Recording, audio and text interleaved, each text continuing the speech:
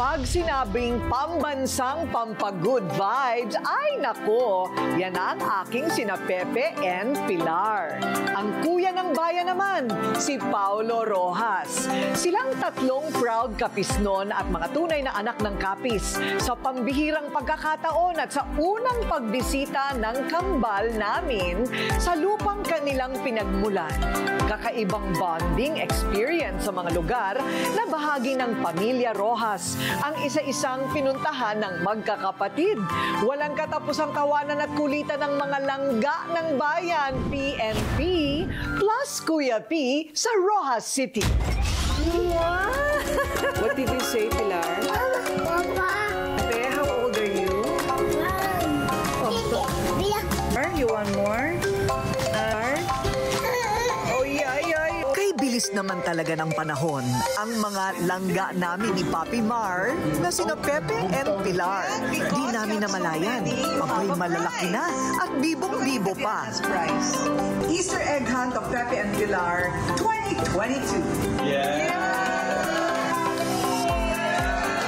Pero for me, forever baby ang aming kambal na pambansang pampagood vibes ng Pilipinas at most especially sa aming family. Ang pinaka nakakaaliw sa kambal, maliban sa talented sa pagsayaw at pagkanta, fluent sa pagsasalita ng Ilonggo.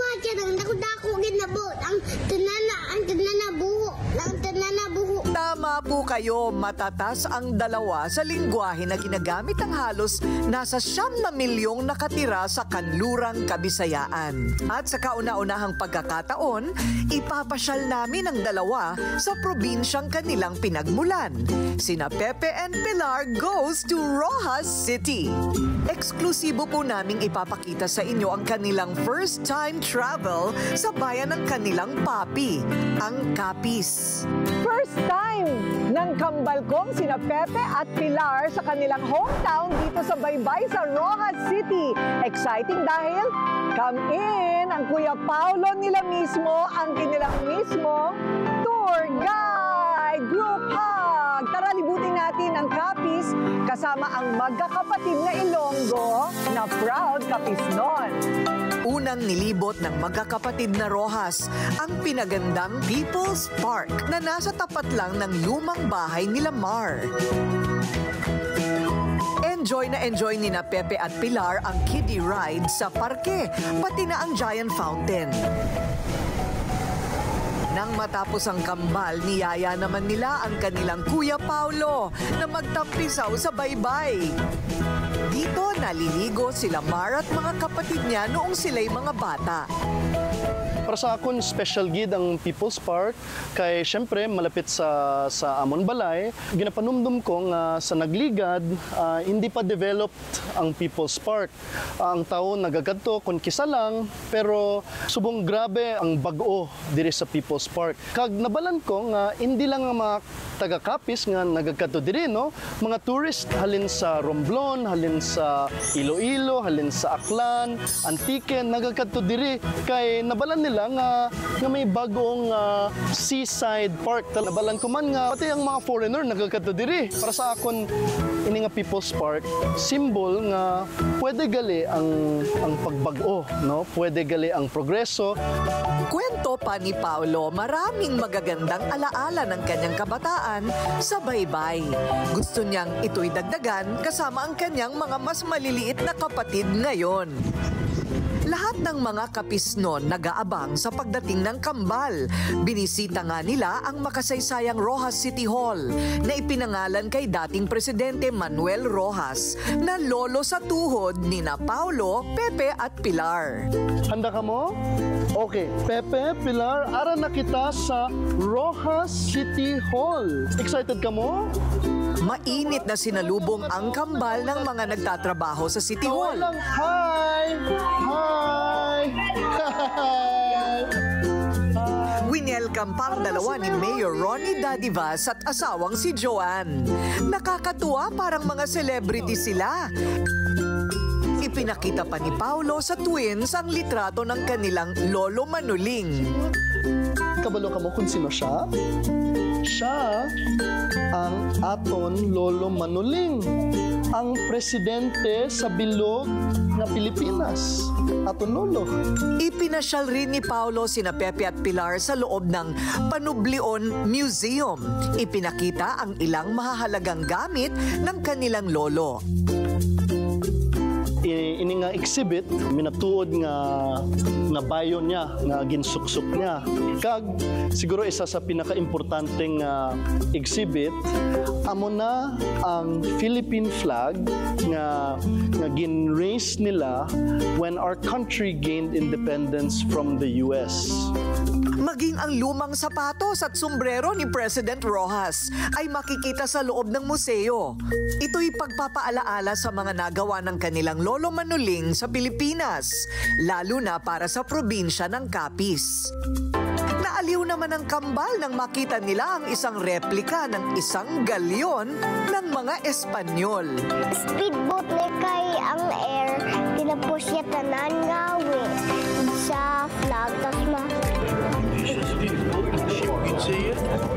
Hindi rin pinalampas ni Paulo na dalhin sina Pepe at Pilar sa proyektong itinayo naman ng dating congressman ng Capiz at tiyuhin nila na si Gerardo Dingoy Rojas, ang Metro Rojas Water District.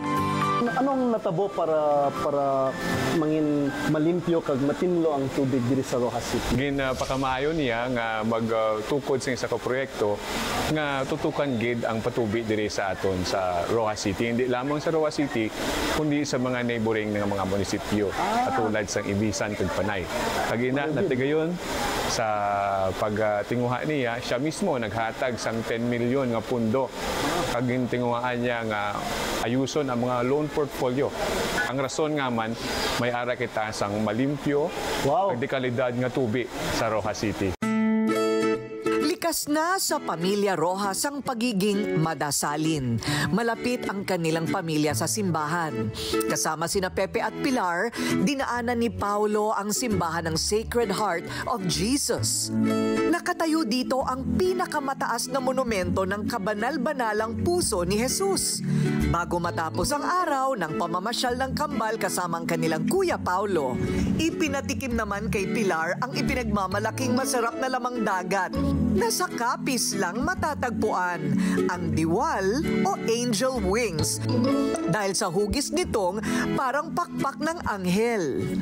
Paulo, Yes. what kind of fish is that? Inang pagkaon, ang tawag diwal. Kag diri lang sa Capiz pwede ka makakita sang diwal.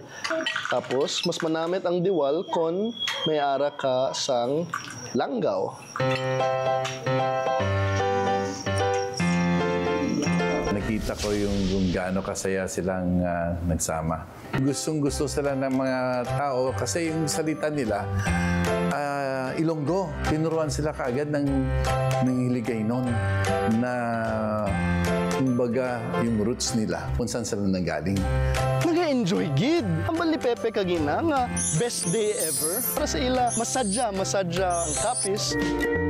Nakakabitin, di ba? Sa lahat ng naging adventure ng aking mga anak, isa na ito sa pinaka-memorable para sa amin. Hindi lang kasi ito bonding kasama ang kanilang Kuya Paulo, kundi isang pagbabalik tanaw sa kanilang kasaysayan at pinagmulan. Mga tunay na anak ng Capiz. I'm sure masusundan pa ng mas maraming pagkakataon ang pagtapak ni na Pepe at Pilar sa Capiz. At aasa po akong muli nyo kaming sasamahan sa kanilang next travel. Till the next time with PNP with Kuya P sa Rojas City.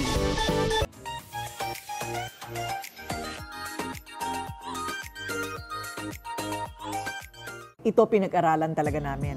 Look at the back. Merong before and after. A real clinical trial from the United States. Because the active ingredient is tried and tested. A Love to Lash. Pampakapal ng pilikmata at kilay.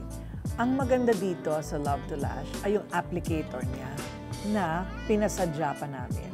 Meron siyang foam.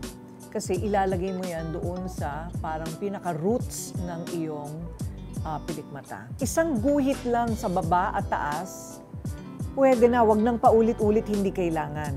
Use it and in 4 weeks, makikita nyo na ang difference. Pahaba na ng pahaba ang inyong pilikmata. And mababawasan ang lagas. Lalo na kung kayo ay nag-curl lash and nagmamaskara every day. The only one in the market with a clinical trial, tried and tested, A Love to Lash.